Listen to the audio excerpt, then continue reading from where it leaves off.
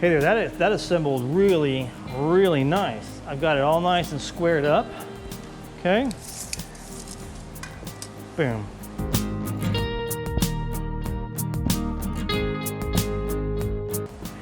Because when it's square, the diagonals will be the same measurement. If it's not square, then one diagonal bit will be a lot longer. So you check those measurements to make sure that you do have it perfectly in alignment.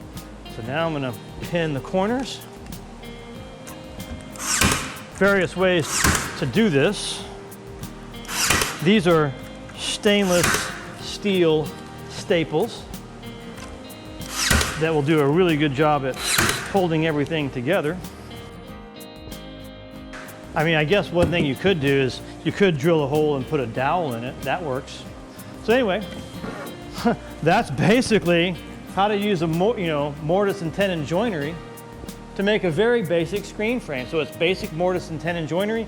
It's like the predecessor to everything you need to know about all of the other little things and projects you can use or you can do on your house. So I hope that this mortise and tenon series has been valuable for you and that you can take it and do just a lot of good with it.